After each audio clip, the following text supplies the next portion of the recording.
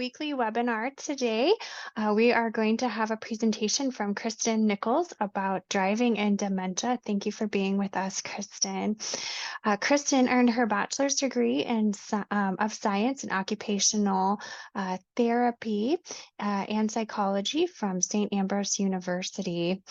She's worked in the specialized field of occupational therapy as a certified driving rehabilitation specialist from 2001 to 2023. And Kristen also serves on the board of directors for Americans for Older Driver Safety and has been a committee member of the Older Driver Emphasis Area team with the Kansas Department of Transportation. Kristen earned her master's in social work from KU School of Social Welfare in 2023 and joined the KU Health System Neurology Department in June of 2023. Her history of working with rehabilitation as an occupational therapist for 25 years makes her a multidisciplinary practitioner. So we are excited to have her here with us to present today. So Kristen, I will go on ahead and turn it over to you. Just a friendly reminder to everyone, be sure to keep yourself on mute. And if you have any questions, you can put those in the chat, or at the end, you can unmute yourself and Kristen can take those questions for you. So thanks so much, Kristen. Thank you so much for having me. I appreciate the invitation. I'm excited to chat with you guys. I'm going to go ahead and try to share my screen here. Let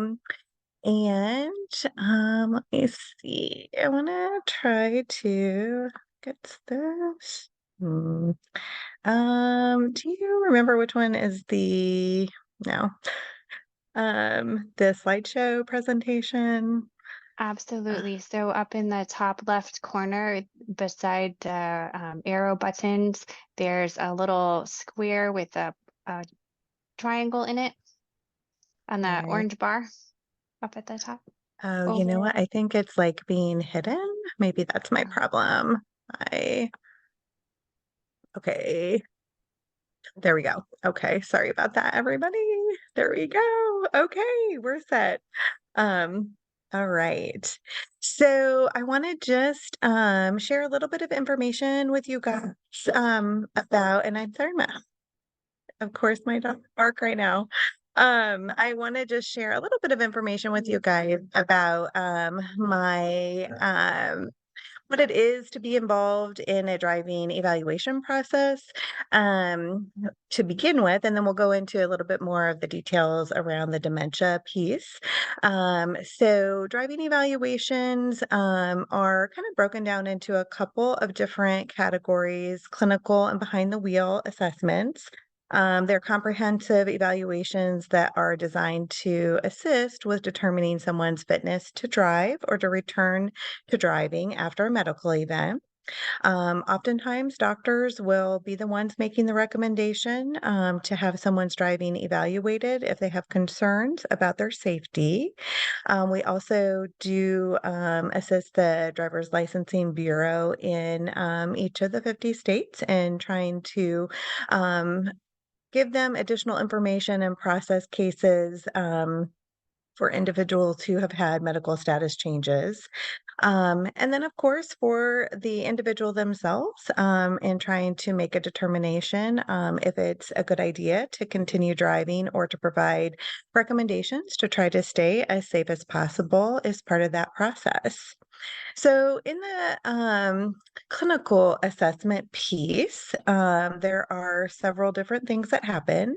An interview is kind of how it gets started so that there can be an opportunity for the individual to be able to share their story, to give a little bit of medical background, to talk about what kind of medications they're taking, what their driving history has been like, to talk about the goals that they have, and truly just to kind of help them to relax a little bit because we recognize that this is kind of an anxiety producing experience and want to just give them that chance to gain a little bit of rapport before they get started with the actual testing. There are some consent forms that are signed, and mostly what those consent forms are for is to gain an understanding that they will be covered by liability insurance. during the testing portion because they'll be driving a vehicle that belongs to the hospital system, but also that if there are any concerns about someone's ability to safely drive, that those concerns might be reported to the state. And we just want folks to have an understanding of that before they get started with the testing. Most people will say, "Hey, I'm an amazing driver, so no worries there." But it is something that we just like to put forward in the beginning so that they know that's a possibility. Vision is looked at. Of course, driving is about 95% involvement of vision. So we're trying to determine if individuals meet state requirements. And in both the state of Kansas and Missouri, the acuity requirement, or how sharp your vision is 40, 20/40 or better in at least one eye. And it can be, restrictions can be placed to allow individuals to be able to drive if they have a lower acuity than that, but that would be for a non-restricted license. And then peripheral vision in the state of Missouri needs to be 110 degrees of continuous vision or higher. And in Kansas, there's actually a very, very low requirement, which is the definition of legal blindness, and that is 20 degrees of continuous vision or higher. So sometimes you'll see people who have neurological events that have affected their vision quite greatly, who are coming in to get some assistance with compensatory strategies and things like that due to those lower thresholds. Um, Contrast sensitivity is looked at to try to give some guidance around nighttime driving. Phoria is how the eyes work together to see different images. And depth perception and visual perception, sign recognition are also looked at. Visual perception is how the brain interprets what it sees. And so there are several tests that take a look at that skill along with processing speeds, attention, memory, problem solving, judgment. Those things are looked at in terms of cognition and motor skills, looking at active range of motion, so how you're moving your arms, legs, and neck, break reaction testing, and then how you're moving your eyes. Sensation is looked at sometimes depending on the medical history to make sure that you have good feeling in your hands and feet. And strength can also be a part of the process, again, kind of depending on what the diagnosis is. So once that is completed, then almost all individuals will be taken on the road. And really the goal there is to look at the correlation between what happened in the clinic and what is seen in the vehicle and how those two pieces of evidence are bridging together to try to come up with the best recommendations. So this is done in a vehicle that belongs to the hospital where the testing is being completed. It does have a dual braking system, so that allows the evaluator to be able to intervene and keep everybody safe.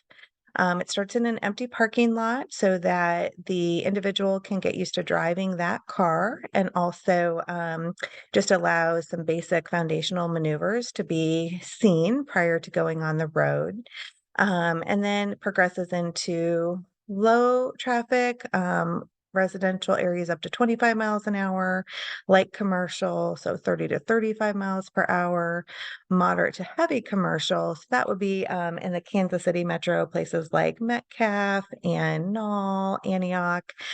So those would be busier 40 to 45 mile per hour zones. And then if the individual has a goal to get back to highway or continue on the highway, then it's completed there, and also if it's safe to do so. So while in the car, we are looking for the occurrence of different errors. Some would be considered critical, and this is not an exhaustive list, but it would include things like not seeing or observing stop signs or traffic signals, drifting into another lane, having a near collision that would require the evaluator to intervene, And honestly, anything that would require the evaluator to intervene would be considered critical.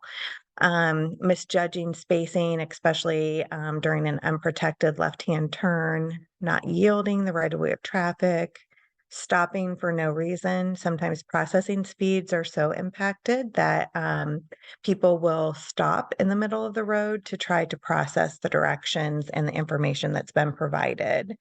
And if there would be any confusion between the gas or the brake, of course, all of those things would be considered critical.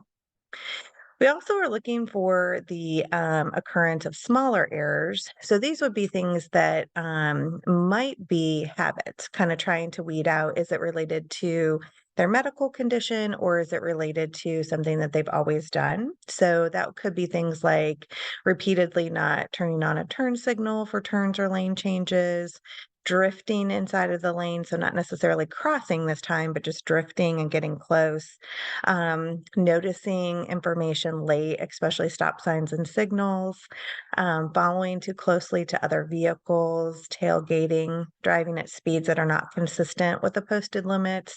So that could be too fast or too slow. Difficulty checking over their shoulder for blind spot checks, difficulty navigating turns, and having trouble parking. So once all of that is completed, it's generally about a 3-hour process. The individual and their family is invited to return with the evaluator to discuss the result of everything and also to talk about recommendations. So the best recommendation would be that everything looks great and that it looks like it's a good idea to continue driving without any restrictions.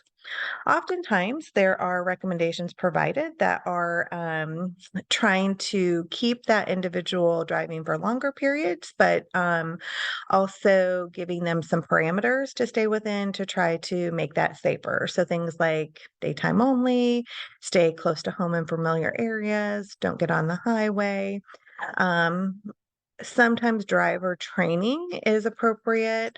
I would say that's not as common with someone with dementia, related to the changes in memory and the bigger challenges with learning aptitude.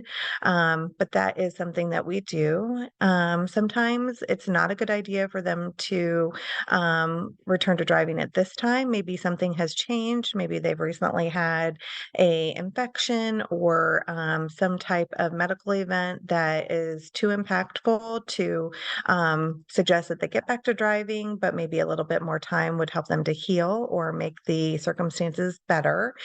So we might have them come back later for another check. And then driving cessation or retirement, as I like to call it, is the final recommendation. And with that one, we always provide alternative transportation options and education because it's so important to continue to help people continue to navigate the community, and keep doing all the things important to them. So not just doctor's appointments, but things like getting their hair done, their nails done, going to play poker, getting to the movies, out to coffee with friends, whatever that might be. As far as providers go, for providers who are on this call, OTs kind of use this model as a part of their process in determining if somebody needs to come for a driving evaluation. If somebody is really scoring quite well on all clinical testing during visits, and the family is saying, hey, we really don't have a lot of concern, and there's really been no issues that have been reported, then we would probably consider them in the green category, the low risk category, and it might not be time to do an assessment. If they are having extreme difficulty and they've had a couple of accidents, engagement with law enforcement, their cognition has significantly changed since the last time they were seen, they might be in the red category and it might be clear that it's time for them to stop. It's really those ones in the yellow who kind of have some iffy results, maybe good in one area, but concerning in another area, or a few little incidents that have happened that have not been too concerning to family, but have raised a little bit of a flag for them. Maybe they're appropriate to engage in an evaluation. And really, the research kind of suggests that those individuals with the highest level of insight are the ones who do the best in continuing to drive, even sometimes when neuropsych testing is not as high or as intact as you would want it to be, but they have really good insight and awareness. They sometimes do the best. So I want to just point out a few more things that potentially, for those folks with dementia, could be indicators that driving is becoming unsafe. And that would be forgetting how to get to familiar places. That is not just a bad day. That is something that is very different for folks, particularly if they have a dementia or cognitive neurocognitive diagnosis, um, failing to observe traffic signs, making slow or poor decisions, driving at speeds that are too fast or too slow, getting angry or confused while they're driving, hitting curbs, using poor lane control, making errors at intersections, confusing the gas and the brake, returning from a routine drive later than usual, so they don't really have an explanation for why it took them so long, and forgetting the destination that they're going to while they're en route. And I think it's about finding a balance of how to kind of assess and analyze. We obviously want people to stay independent for as long as possible, but we also want to consider the safety of everyone, including the driving community. So, really, we need to consider the frequency and severity of incidents. If there have been several minor ones or an unusual major one, this may warrant action and discussion, either with a doctor or with a further look. Looking for patterns of change over time. So maybe an isolated incident that's pretty minor might not be an immediate or drastic need to make any changes, but just can start to heighten your awareness a little bit. So it's also important to try to avoid an alarming reaction. If you can take notes and have conversations at a later time when things have kind of calmed down a bit, that can be very effective in helping people to receive information. There are ways to try to help drivers transition from being the driver to the passenger. One is just driving shorter distances. So maybe staying closer to home and doing the trip to the grocery store and letting a loved one take them downtown if they need to go there. So kind of just evaluating what's a little bit more manageable and a little bit more simplified, being on familiar roads and not going to places that they're unfamiliar with or they've not been to before. Avoiding difficult unprotected left turns. That is the number one error and traffic violation that happens as people age. And it's really about judging the timing to be able to complete that maneuver. Um, Options are to make three right hand turns or to try to go to intersections that have a traffic signal that makes it a protected left hand turn. And unprotected just means that there's no light or stop sign that's helping them with that. And then avoiding driving at night in heavy traffic or during bad weather. Ways to reduce the need to drive would be to have things delivered if possible. So things like medicines, groceries, meals, schedule people to come and visit rather than them needing to be out in the community, or arranging for someone to take folks who have mild dementia on an errand or to other social or religious events. I think starting the conversation is important to do by stressing the positives and offering alternatives. We really do have a lot of opportunities now for alternative transportation and for other ways to do things. That has really advanced and progressed even in my 20 plus years as a driving rehab specialist. So that's very promising. To try to address their resistance with unconditional love and support, and really focusing on the fact that this is not their fault, but but instead is related to a disease process that's working that they don't have control over. Appealing to somebody's sense of responsibility can be helpful. Asking a doctor to be the one to deliver this news and even writing it on a prescription pad so that it can be referred to after that conversation.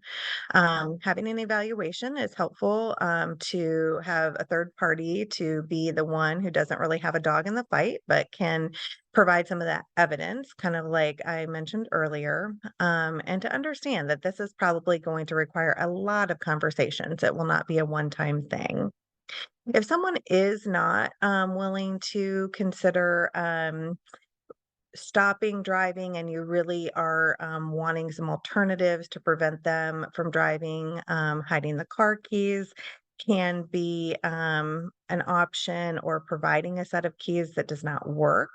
Um, Stopping the car, so either dismantling the battery, or having a kill switch installed that allows the person who is driving to be able to flip a switch prior to taking the vehicle out is an option. And of course, selling the car just kind of gets rid of the temptation, or seeing that vehicle.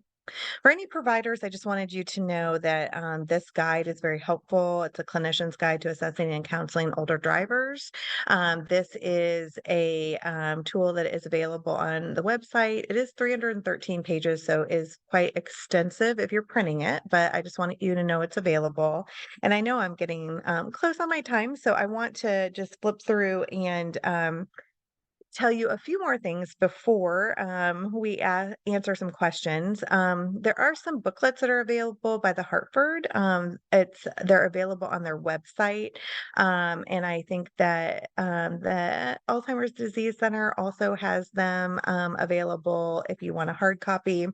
They can be requested to on the website. This one's just really about what a comprehensive driving evaluation looks like.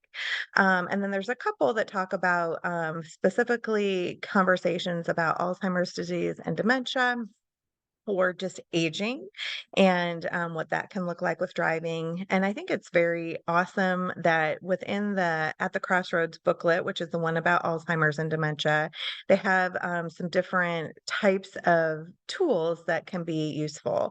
An agreement, when the individual is earlier in the disease process, to talk about retiring from driving and stating, I might not know when it's time to retire. So if you can please help me with that, and referring to that later when maybe it's time to retire and they're not recalling that they made that commitment. There's planners for how to get to different activities. There are worksheets to try to help list and incorporate support systems. And there's a warning sign sheet that kind of goes over all of the different indicators for when it's not safe to drive, including when it's time to stop driving immediately. These are some transportation websites that are very helpful in locating alternative transportation. The Elder Care Locator is one, as well as Rides in Sight. Both of those are national, so you can use those wherever you live and just put your zip code or your town in. And then Jet Express is a really awesome one that's in the Kansas City Metro. They, I think, specifically serve Johnson County and Cass and Jackson County. So they're very, very good resources as well. There are 3 driving programs in the Kansas City Metro. There's the Rehabilitation Hospital of Overland Park. That is the one that I have been associated with in the past and have trained their therapist. Ability KC is downtown on the Missouri side on Baltimore Avenue. And then KU also has a driving program. It is different than what I've talked about in that they have clinical testing and then they do a simulation program. So they don't actually take people out in the car, but they do have a driving simulator. This is my information.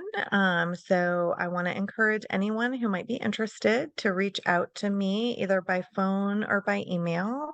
I'm always happy to discuss different cases or to help problem solve through different situations that people maybe are experiencing with their loved ones, because I know this is a really challenging topic. And sometimes it's just helpful to have someone to bounce some questions off of or to talk it through with. So I might stop sharing and just open it up to see if anybody has questions. I think I've left just a few minutes here for some questions, trying to be respectful because I'm a big talker. I could go on and on about lots of things. Well, Kristen, thank you so much for your presentation today. That was so insightful. I will turn it over. Does anyone have any questions? I don't see anything in the chat, but does anyone have any questions for Kristen? Do you mind posting your contact information again? I will put that in the chat. That's a great idea. Any other questions for Kristen?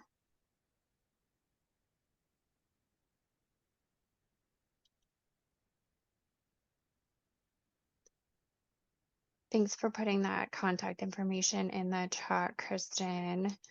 Yeah.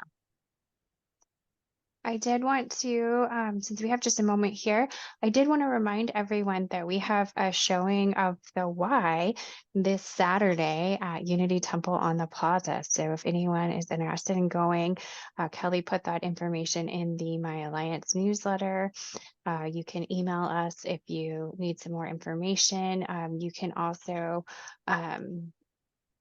look on our Facebook page. We have that information, but we'd love to see you at the Y showing at the plaza.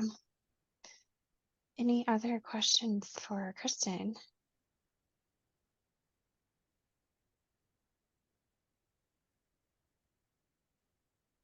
Okay, well, Kristen, thank you so much for your presentation today. We really appreciate it. If anyone would like to see the presentation again, we will have it available on our YouTube channel later this week. So probably Friday, if not early on Monday. So you can check out the presentation again if you need to watch it, or if there are some family members that you're thinking maybe the person that you care about might need to be thinking about some driving challenges, you can definitely share that with your family members too. So we hope to see everyone on the 21st of October at the Y showing, and we'll be back again next Thursday at 2 o'clock. And Kelly G will be back. She's out of the country now, but she'll be back next Thursday to host your weekly webinar. So thank you again, Kristen. We really appreciate it, and have a wonderful weekend, everyone. Enjoy that fall weather. Thank you. For having me. Have a great one, everybody. You too.